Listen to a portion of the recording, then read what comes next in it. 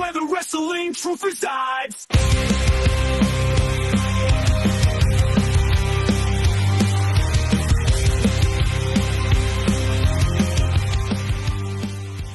You asked Mike Turner from MEW. That's how he remembers me. He remembers watching me from I to B TV and then to be on fire.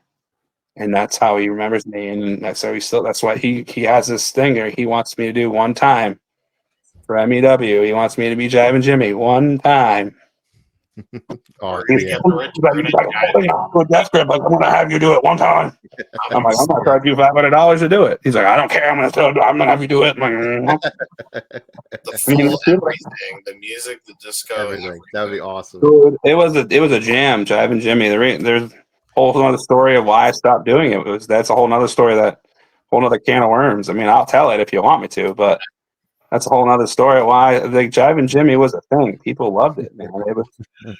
I probably if I stuck with it, maybe I could have done something with it. But the reason why I didn't was I thought someone was literally doing the gimmick that I was meant to do. I thought meant to do. So that's the short end of the stick. The long end, I'll try to sum it up quickly for you, so you guys can at least hear the story.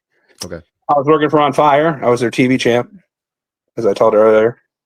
And the Savoldis used to be connected to WWE back in the day. I don't know if any of you know that. And what had happened was, around the time, a little individual was coming on TV called Brodus Clay. Yeah. So I kind of put this two and two together. I did some work and I did some math. So what had happened was the Savoldis I got hit up. And I was getting asked about, I guess. I don't know what the deets were. They didn't really give me full glory details. And then they referred the call to Tony. And then Tony took the call and called, and then Tony told me about it, what he remembers of it. They were asking 20 questions like who trained me, how long I've been in the business, how big I was, like all that fun stuff, like how tall, how much I weigh.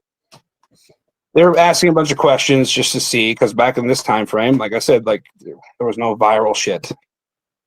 You knew people from someone vouched for somebody, or they see the work and then they get a hold of you from so and so that knows so and so that knows so and so. It was one of those situations, and so the Savoldis got the call first from them, and then they called Tony, and I never heard anything about it. Shortly after that, Brodus Clay showed up on TV.